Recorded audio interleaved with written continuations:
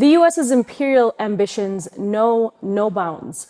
From overthrowing the government of Venezuela to regime change in Russia and China, Washington has cast its net across the entire globe. And the US has attempted to carry out a one-sided trade war with China, which has backfired. And now the nuclear arms race has thrusted back on the international stage, with Washington testing hypersonic nuclear missiles and ballistic missiles, claiming it's just part of testing its nuclear arsenal on an equal basis with Russia and China.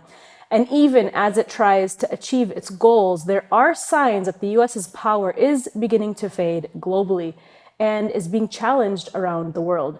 Joining me to discuss the big picture today is Rachel Blevins. Rachel is an independent journalist from Texas who covers war and geopolitics. Rachel, welcome to the show. Thank you so much for having me. We've been wanting to have you on for a while, Rachel, and I'm always impressed with your geopolitical analysis. So let's start the topic with nuclear testing, nuclear weapons testing right now, which we're seeing the US is supposedly modernizing its nuclear arsenal, including developing new warheads for its upcoming LGM-35A Sentinel ICBM and Trident II D5 missile and the new B-61-13 gravity bomb and other long-range hypersonic missiles. Yes, it's a mouthful, but Moscow says it will respond in kind to nuclear tests by any country. So what can you tell us about this nuclear arms race, considering neither the US or Russia has detonated a nuclear bomb since the early 90s?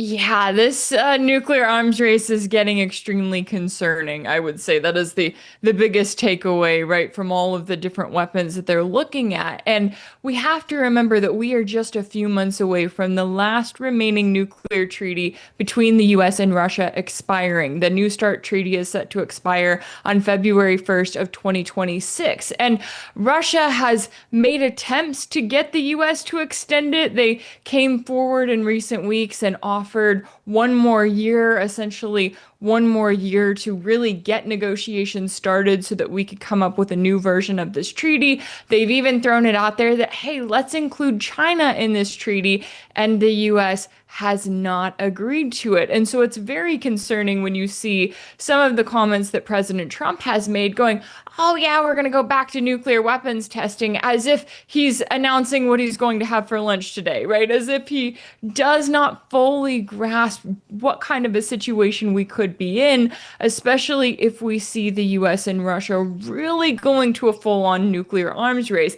And I know that Trump is a bit jealous, right? He's been keeping an eye on Russia. He knows that they have announced multiple nuclear-powered weapons in recent months, talking about the Oreshnik, of which we have only started to really see Russia roll it out. And then the Burevestnik, which is just this insane weapon that is the first of its kind, right? Russia's telling the world that, hey, we could send this up into the sky and you would not know it. You would have no idea. It could be flying around for days before it hits its target. Oh, and guess what? There are no limits to it. So I think what we're seeing right now with the Trump administration is they don't want to be outdone by Russia. And so that's why they're trying to kind of make it look like they are really the top dog. They're going, okay, what can we roll out on our end?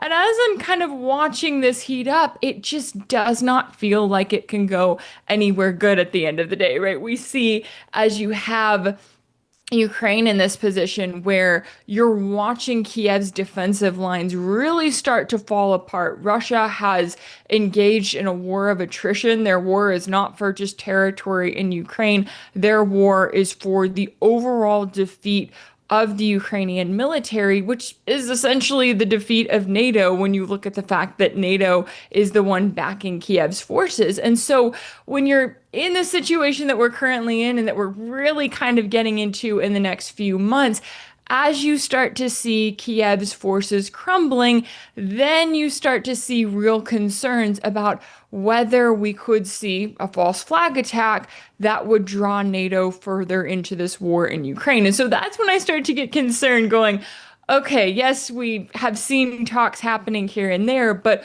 could we see the potential for a false flag? And could that then lead to the potential for even more nuclear weapons testing, especially as this treaty is set to expire? And where does that leave us? Because we all know that when it comes to nuclear war, there is no winner, right? We're talking about the end of civilization as we know it. And it is a very dangerous game that we're watching the Trump administration engage in. And they don't seem to be taking the warnings that Russia is throwing out there, right? Russia's trying to warn them, you do not want to mess with us. And it doesn't seem like there's anyone in the US government who is really taking it seriously right now. And it's so devastating just to see the history of nuclear weapons testing in places like the Marshall Islands, for example, where the US completely devastated an entire people. And now, until now, they are literally living with so many cancers and diseases, all rooted from that nuclear testing by the United States. And so I think a lot of people forget what this really means for the environment as well, and for where the US tests out these nuclear weapons. And from my understanding, they will be testing these nuclear weapons near the Marshall Islands again. I mean, it's pretty grotesque. But I want to talk more about Ukraine. You touched on a lot of really interesting points, because I wanted to kind of segue into Ukraine. Zelensky, obviously, in the past month has been begging Washington for these new ballistic missiles. And so how does this nuclear arms race play into what's happening in Ukraine? I know you mentioned a little bit, but if you can expand on that more. Yeah, absolutely. It's been interesting to kind of watch the way that the Trump administration has handled the war in Ukraine, because of course Trump came in campaigning on the promise that he was going to end this war. And anyone paying attention to his rhetoric on the campaign trail wasn't exactly getting their hopes up. They knew that that wasn't going to happen, because his version of solving things seemed to be that we're going to get Putin and Zelensky in a room together, they're going to hash it out, and then we're going to solve this war. Whether he was naive, whether he knew what he was doing, that's up for debate. But what we've seen is that even though there have been direct talks between the US and Russia, between Russia and Ukraine, that hasn't led to any meaningful agreements. And so, as we knew would be the case all along, Russia continues to focus on the battlefield. And what we're seeing right now is really fascinating, because we have this massively long front line. And Russia came out a couple of weeks ago and they told the world that, look, we have around 10,500 Ukrainian troops encircled in two key points, one of them being in Pokrovsk, which is in the Donetsk Republic, which is one of the regions that Russia sees as part of the Russian Federation following a referendum that was held back in 2022. The other area is in Kupiansk, which is actually in the Kharkov region, which Russia actually sees as part of Ukraine. So it's interesting to kind of see the territory that they are taking, the advances that they are making, that is right now going beyond just the 4 additional regions that they see as part of Russia. But Russian officials come out, they say, hey, just to let you know, we've got all of these troops encircled. Essentially, we can kill them all. They can surrender, right? You're not really giving us any good options here. And if you look at what Zelensky and the top Ukrainian officials said, they all denied it, right? They said, oh, that's not the case. They're not fully encircled, right? They just continue to be detached from reality. And then we continue to watch Russia make advances. We continue to watch them telling the world that, hey, the number of troops here are dwindling, right? We are being forced to essentially kill these guys that are here in this area as they are trying to take more territory. And so going back to your question, when we're looking at what Zelensky is asking for, he wants long-range Tomahawk cruise missiles. And this has been one of those things that has been on Zelensky's wish list for years now, along with Abrams main battle tanks, F-16s, right? It's just kind of the whatever the toy of the moment coming from the US. But if you look at the Tomahawks, the possibility that the US could introduce them into the conflict, one of the main things we have to remember is that the US military would be the ones carrying out the attacks with the Tomahawks. Because of the technology, this is not something they can just hand off to the Ukrainians and be like, oh, here, you guys have fun with this. go destroy some Russian targets. The other thing is that if they were to introduce in Tomahawks, this would be about carrying out attacks within Russia, right? We're talking about attacks targeting Moscow and targeting various other cities. This wouldn't have anything to do with the front lines. So, yeah, the US can introduce in the Tomahawks, they can carry out these attacks, but that's not going to change the balance of power on the front lines. And that's one thing that we've seen Putin mention multiple times now, that, hey, you would just be increasing tensions between the US and Russia. You wouldn't actually be addressing the manpower shortages or the weapon shortages that Ukraine is currently dealing with. So the fact that Zelensky is lobbying so hard for these Tomahawks, you have to wonder, right? You have to look at him and go, wait a second, your goal here, you claim, is to take back all of this territory, to get Ukraine back to the borders of the 1990s, but you're not actually pursuing that. You're just pursuing a weapon that would further increase tensions. Oh, and actually, when you look at the Tomahawks, they're also capable of holding nuclear warheads. So if you're in Russia, if you're sitting in Moscow and you look up at the radar system and you've got a Tomahawk flying towards your capital, how do you know that it has a nuclear warhead or that it doesn't? That could put Russia in a very dangerous situation of trying to figure out how to respond and what do they do, and that could further launch us into the possibility of nuclear warfare. And so going back to the ways in which Russia has really tried to warn the US, you don't want to do this, it reminds me of the warnings that we've been getting from Russia for years now when it comes to the situation in the Donbass, when it came to the pre 2022 era, when you had Kiev's forces targeting all of these ethnic Russians in the Donbass who simply said, look, we do not want to live under Kiev's rule now that you have overthrown the government there. And they fought for their territory for many years before Russia got directly involved. And Russia tried so hard, right? They issued all of these warnings to the US. And it's interesting because I know on social media there's always a lot of talk, and I'll get people that'll say, oh, well, that's just Russian propaganda. And I'm like, no, if you look at the statements that you're getting from these Russian officials, they are practically begging the US to work with them, begging them not to take it a step further. And yet we continue to see the US take it further. And so that's definitely something that I'm going to be keeping an eye on as we start to watch Russia not only gain more ground in terms of territory in some of these key locations, but also completely wipe out what is left of Kiev's military, of their defensive lines, because they are not in a good position right now. And there doesn't seem to be anything that NATO, that the US in particular, are doing, any solutions that they're coming up with to help Kiev out. Instead, their quote unquote solutions are, let's, funnel more money into this endless military industrial complex, acting like we're solving things, or let's, send more dangerous weapons into Russia and possibly spark even more conflict. Well, it's so interesting that you said, when we talk about these things, that the statements that have come out of Russian politicians and spokespeople, they have been warning the United States. And it's really simple. You just have to go on the NATO-funded think tanks' websites like the Atlantic Council, who are cheering on this Cold War against Russia. They want a nuclear arms race with Russia. They want this confrontation. We're seeing that with what the United States has done inside of Ukraine to ignite this conflict. And then anytime you provide with an alternative perspective, they just kind of just label you as a Russian agent, or you're just spewing Russian propaganda. But it just takes like 2 seconds to compare and contrast what's coming out of the think tanks that are funded by NATO, like the Atlantic Council, which, if you go on there right now, one of their top articles from the last year is a push to arm Kiev with more weapons. They're pushing that. And we have to remember that this is the war that the neoliberals want, and the neocons want as well.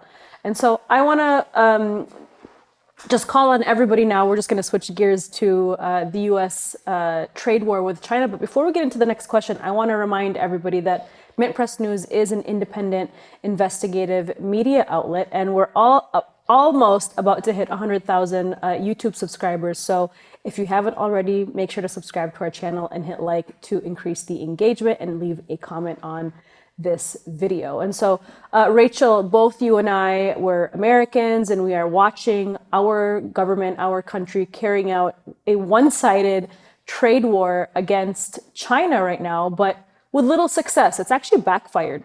The tariffs have jacked up prices here in the US. Washington failed to crush Chinese tech giants. China is supposedly winning this AI race, and American farmers in general are feeling the pinch as their biggest customers are disappearing. When I go out shopping, I will tell you right now that prices are up. So to what extent is this trade war blowing up in Washington's face and in the face of the average American? Yeah, I feel like I'm spending more than ever and yet not getting nearly as much in return. And I know that that is the story that just about every American is feeling right now, especially when you're going to the grocery store. And yeah, we knew kind of what to expect from Trump. Like he campaigned really hard on the promise of tariffs. And then he comes into office and his tariff policies have just given me a headache, right? We'll have one day where he's like, it's Liberation Day, we're putting tariffs on everybody. And then the next day, he's rolling back half of those tariffs because he essentially just wants all of the world leaders to come to Washington and beg him to work with them. And then he'll go, oh, okay, I'll make a deal with you. Like that seems to be his main goal here. And when it comes to China, we also knew that they have been watching Trump for years now. They dealt with him during his first term. And so they weren't just sitting around doing nothing, hoping that Trump would be nice to them. No, they had things pretty queued up in the sense that they know where their dominance lies. And that is, of course, with rare earth minerals, because China controls 90% of the refining of rare earth minerals in the entire world. So, yeah, the US, you can see these various reports where they talk about places where they're finding rare earth minerals. Yeah, they're still shipping those rare earths off to China to get them refined to then fully use them. And even the reports I've seen in the commentary from the Trump administration acting like they're going to come up with some sort of a solution to this, well, that's all fine and good, but that's still years down the road. So China knew kind of where their power was. They also knew that all they had to do was pull back on, simple things like soybean purchases from the US, and that could be a bargaining chip that they could use with Trump later on to go, oh yeah, we'll buy some more soybeans, don't worry. But what Trump didn't seem to realize was that China was all fine and good to allow him to try to claim a win, right? For Trump to put all of these tariffs on China to get them to over 100%, and then to go meet with Xi Jinping and to come back and to say, oh, yeah, I won because he got a portion of the tariffs removed by the fact that Xi was willing to quote unquote back down also when, as you were noting, this is a one-sided trade war. China didn't want this to begin with. But when it comes to the rare earths, that's particularly interesting because the US military relies heavily on the rare earths coming from China, of course. And so I was reading a report earlier, and the publication is not coming to mind. I want to say it was the Wall Street Journal, but they were talking about how they were saying that, oh, China has this new scheme where they are, really ramping up the export licenses for average companies that want to work with their rare earths, but they're slowing it down and putting all of these blocks on ones that are related to the US military. Because obviously, if you're Beijing and you're looking at the US trying to mount some sort of proxy war against you, say in Taiwan, then you are not going to be like, oh yeah, let's send all of these rare earths to the US military and help them out. No, you're going to take whatever steps you can to try to prevent that from happening. And so I think the Trump administration is kind of starting to realize the power that China has over them. I know they all have this dream of the US decoupling from China. I do think that they are going to take steps in the future to work towards that. I think that, war against China is one of their long-term goals. But I think that this year has also served as a reality check for the US that, look, we are not there yet. So all of those hawks in Washington that dream of war against China by 2027 are having to realize that the US can pursue that, but we're not going to have the weapons. We're not going to have the technology. Oh, and all of those prices here at home are going to skyrocket because if we're pursuing a war against China, the first thing that they're going to do is cut us off from all of the cheap imports we're relying on here in the US. And so a little bit of a reality check for now, although I can't say that I trust the Hawks in Washington to focus on any sort of logic long term. And I am worried about what they're going to try to pursue after they get through all of the other wars and conflicts that are just a little bit higher up on their list. And we are now seeing, this closer alliance between Russia and China and Iran more than ever. They just keep getting closer and closer. The more they get isolated, the more the U.S. pushes confrontation with these three nations, the closer they get. And could you speak a little bit more about this new partnership that has really developed in the last few years? And how do you see it moving forward, considering the United States is pushing for more confrontations, but also having a reality check, like you said, that a war with any of these three countries would be catastrophic?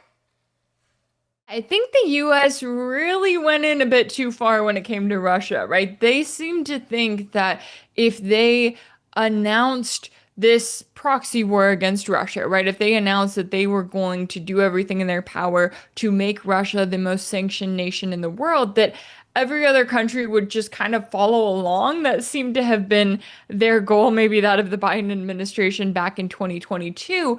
But instead, that has backfired. And as you were noting there, right, Russia, China, Iran, they have all gotten closer than ever.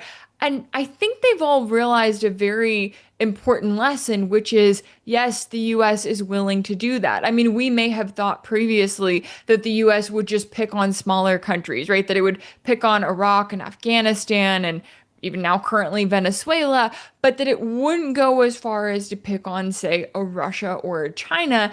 And the US did that. And so now the rest of the world is having to learn the importance of truly creating this multipolar world, building it out and building their alliances with one another. And I think that kind of plays into the reality check that the US is getting when it comes to China, because it's like, okay, if you want to pursue a war against China, have at it. Do you think you're going to get Russia on board? Do you think that Russia is going to turn their back on China? No, absolutely not. And to that end, when it comes to Iran, when it comes to Venezuela, and all of these different conflicts that the US is trying to actively pursue, what we're watching is the multipolar world realize that they have to start to work together, right? They have to continue to strengthen these alliances. And it is tough, and I will admit I am both optimistic and cynical, right? I'm optimistic about the growing multipolar world that we're seeing, about all of these countries kind of waking up, realizing that there is strength in numbers, realizing that if they don't stand up to the US, then they could be the next one that is targeted. At the same time, I will say I'm a little bit cynical, right? When I look at the current situations, I mean, and obviously the genocide in Palestine has been at the forefront of this, right? This kind of realization that, yes, we have this growing multipolar world, but we also have issues when it comes to, okay, what are all of these countries going to do if you have a genocide that is being live streamed to the entire world, right? What is their solution for it? Because I know that Russia and China do love to focus on, the international system, the international laws. That's something that they take very seriously, and that's great, and I respect that. But if we have an ongoing genocide, international law isn't working for that. International law is not working quickly enough to save the lives of the thousands, if not hundreds of thousands of Palestinians that have been massacred by Israel and by the US and by all of the other Western powers that have played a role. And so watching kind of this building US aggression towards Venezuela and towards Iran, we know that Russia and that China are going to provide the support that they can in a number of various ways.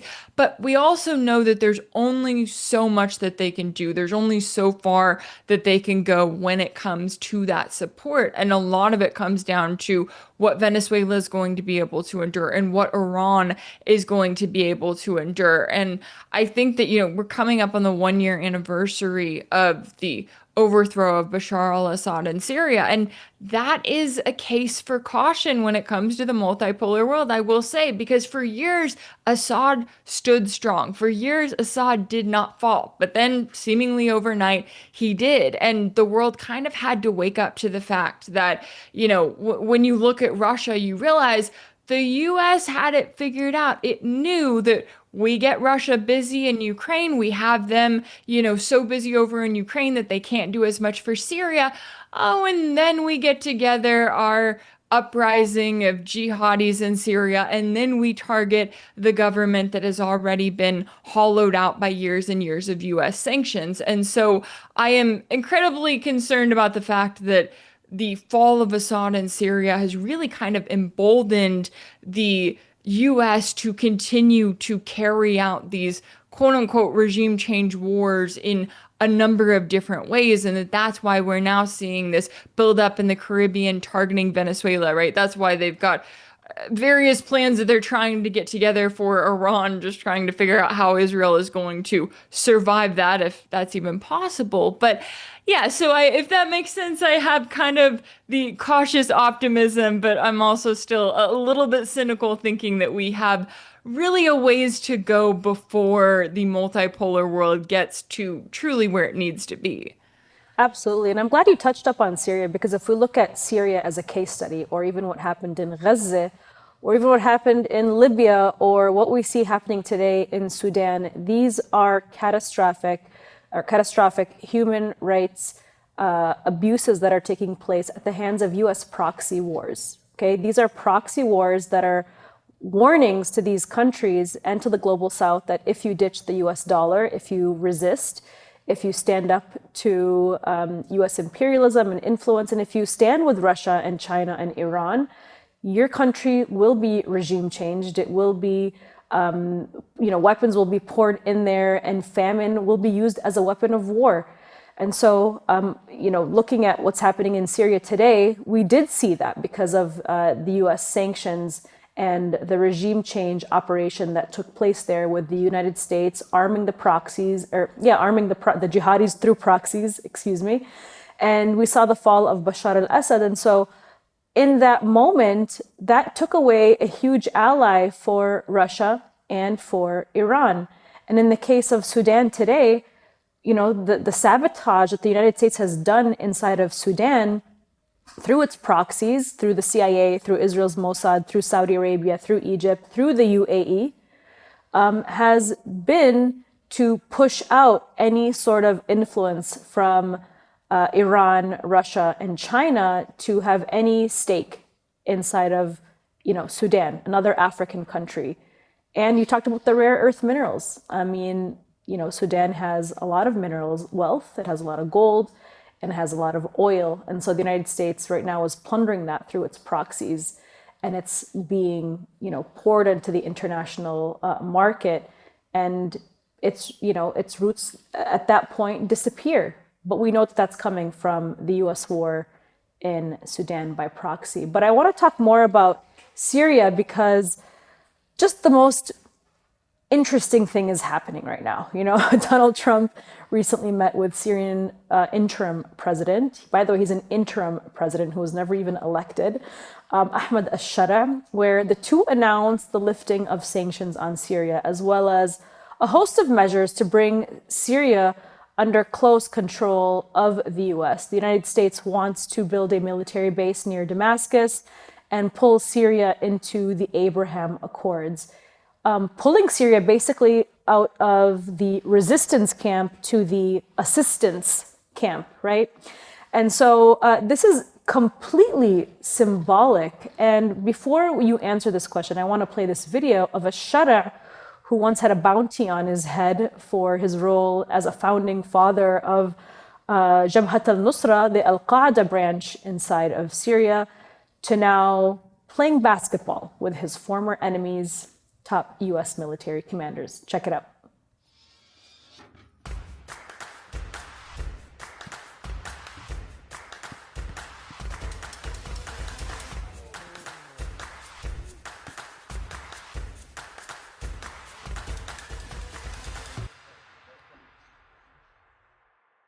So, Rachel, tell me what you thought about that. Yeah, it really sums it up, right? You've got this guy who just went from having a $10 million bounty on his head to, as you were noting there, he's playing basketball with the guys who previously were supposed to be trying to kill him.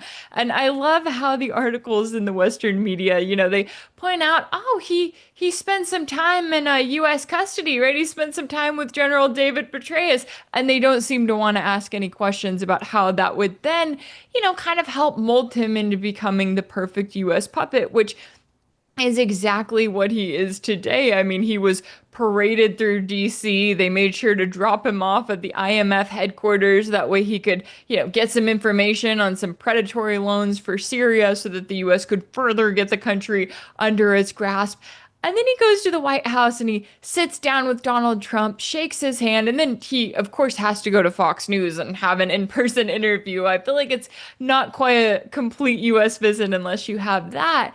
But in that interview, I thought it was so interesting when they mention his past and they're like, oh, yeah, you were the leader of Al-Qaeda in Syria. And he's like, yeah, that's in the past. I didn't discuss that with Trump, right? Acting as if, oh, that was just something that happened in my school days. Not like, oh, I was the literal leader of Al-Qaeda in Syria. I was the literal prodigy of al-Baghdadi and ISIS. No. He's just, that was just a phase that he went through.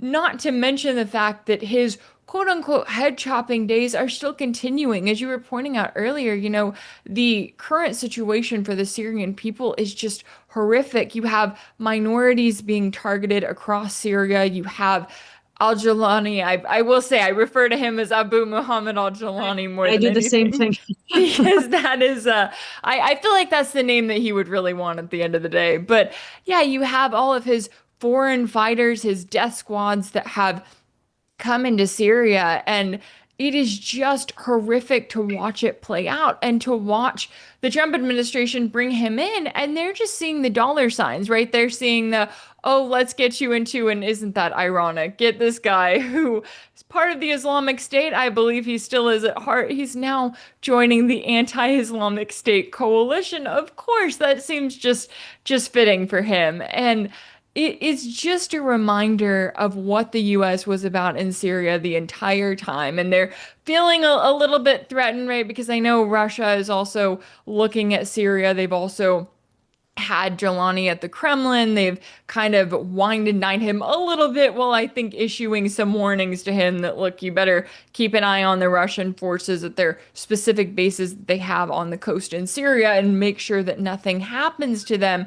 But it is kind of interesting to watch him balancing the Russian interest, the American interest, the Turkish interest, the Israeli interest, and it's just a reminder that none of those interests are for the Syrian people. None of those interests are for the people who are being impacted by all of these policies the most. And it's incredibly concerning to me to watch the US really kind of tighten their grip on Syria, because I know that they still have their eye on a future war with Iran, and they also want to make sure that they are targeting the resistance movement as much as they possibly can, right? They feel like they have triumphed over the axis of resistance in a number of ways. And as we know, look, resistance cannot be defeated at the end of the day, right? It can be harmed, it can be hit, but it is not going to be defeated ultimately, and it will return. But it is also concerning to watch the ways in which the US and Israel are continuing these policies, and in some ways it feels like no one is standing up against them, right? It feels like we are watching the US do what it wants. We're watching Israel certainly do what they want, right? As they have continued on with this genocide. And even as, there's supposed to be a ceasefire agreement in Gaza, this quote that, oh, yeah, the war is over, everything's good. And then now we look at Israel violating it on a daily basis, continuing to target the Palestinian people, continuing to carry out genocide and to target their access to humanitarian aid. And so it is concerning to me to watch the US empire and the direction that it is pursuing, because it's just a reminder that as long as it's able to keep doing this, it is going to do it, right? We see kind of little stops, right? We see China saying, look, no, we're not, you can have a trade war with us, but we're not going to engage in this. Here is our power. And then the US kind of backs off. You see, Trump going and talking to Vladimir Putin and realizing he's not going to get the full-on ceasefire that he wanted in Ukraine, sure.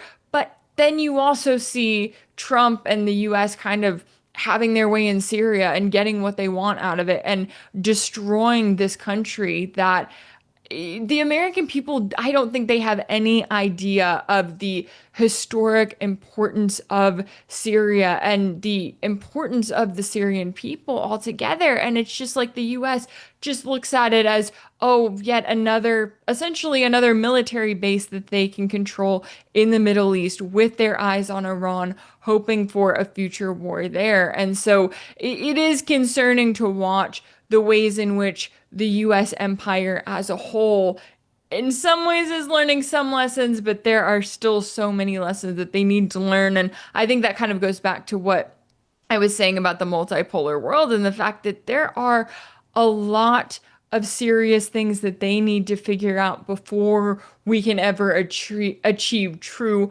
multipolarity, before they're ever truly able to stand up to the US empire. Will they learn though, Rachel? I mean, we have a Zionist, what is it called, chokehold on US politics here in the United States and in Washington. And so it seems like, the United States is not even making its own decisions anymore when it comes to the Middle East and in many places of the world. It's Israeli influence that is, targeting countries and creating the framework, I guess you could say, the architecture for a lot of these conflicts. I mean, that's just where I see things going. So unless we get a hold of this Frankenstein that we've created out of Washington, perhaps we can have some more self-reflection inside of Washington. And we can see how US policies have been splintering Europe. We can look at the case study of the Ukraine war and the Nordstream pipeline bombing, for example. Quite apart from the huge economic toll it is taking, Poland now is refusing to extradite a suspect in the Nord Stream 2 bombings to Germany for prosecution, effectively ending any hopes of justice. And other European nations are pressuring Germany to drop the case entirely. So for my final question for you, Rachel, what does that say about the state of Europe, considering this investigation is splintering the continent? Is the continent as disunited as at any other time in recent memory? What do you think? I think they're getting to that point. I think they still have a ways to go. But yeah, it's been interesting to watch this Nord Stream investigation because it comes up every several months, I would say, right? We get some new update and then you don't hear about it for a little bit and you kind of forget about it. And then it's like, oh yes. In this latest report, it's interesting because Germany has decided that they've got this group of a group of Ukrainians essentially that they say they are responsible, right? They are the ones who are behind this very sophisticated military bombing of the Nord Stream pipeline. That, no, it's just your average Joes, essentially. And now they're pointing the finger at Poland, saying, oh, well, Poland's the reason we can't continue with this because they've got this one guy and they refuse to extradite him because they see him as a national hero. But when you take a step back, we also have to remember the reporting. And I think that the reporting by investigative journalist Seymour Hersh is probably the most spot on that I've seen in this case, pointing to the fact that, look, this was a full-on military operation and that it was, really years in the works before it was carried out. And that this is not just a couple of Ukrainian guys on a yacht getting together, carrying out this very advanced bombing of the pipelines that were able to do it. But of course, when it initially happened, the focus was on Russia, and the West claimed over and over again that Russia bombed their own pipeline. You know, the pipeline that they just spent billions of dollars and years building, that they just got together and bombed it instead of simply turning off the gas like you would think that they would do if they wanted to end their work with Europe. But then they had to go to the next quote unquote logical option, which in their mind was Ukraine. They're like, obviously, yeah, Ukraine, they had every reason to hate the Nord Stream pipelines, to hate the fact that it was Russia sending cheap gas to Germany. We've got to cut that off. And so then that became their next story, their next prime suspect, while keeping all eyes off of the US. And yet, when you look at who has benefited from the bombings of the Nord Stream pipelines, it's the US, because now instead of buying cheap gas from Russia, Europe has to turn and buy much more expensive gas from the United States, which is exactly what they've done. And it's kind of crazy sometimes when you look at the situation in Europe and you go, they still don't get it. They still think that the US is for them. They still think that Washington is an ally that they can trust. And they are just completely oblivious to all of the ways in which the US has set them up to fail.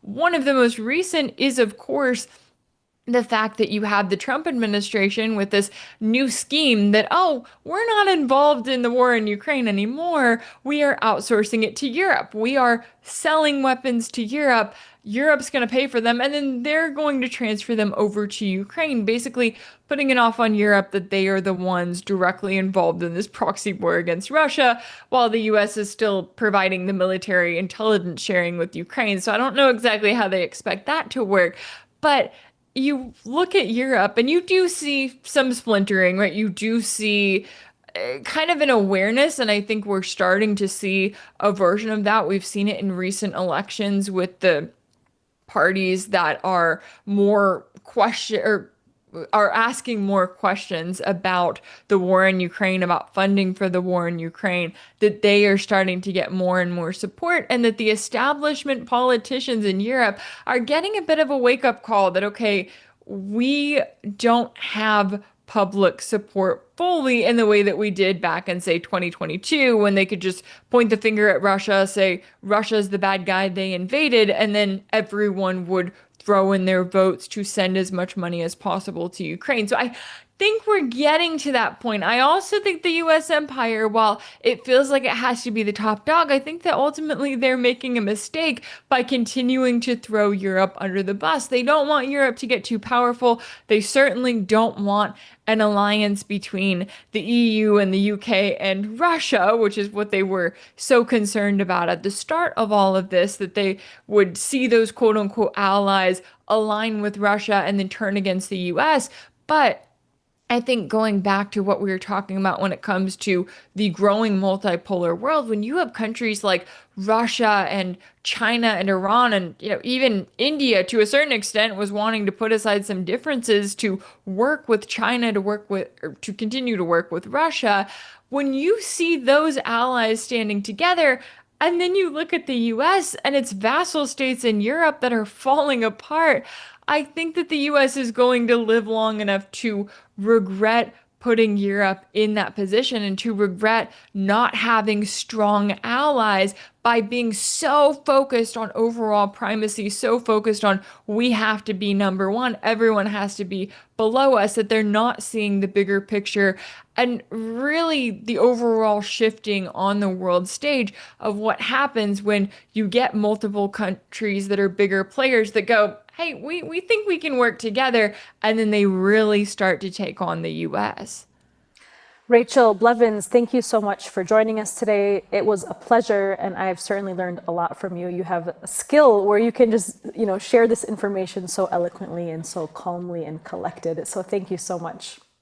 Yeah, thank you so much for having me. And y'all be sure to give MintPress News a follow and get them to 100,000 subscribers. Thank you.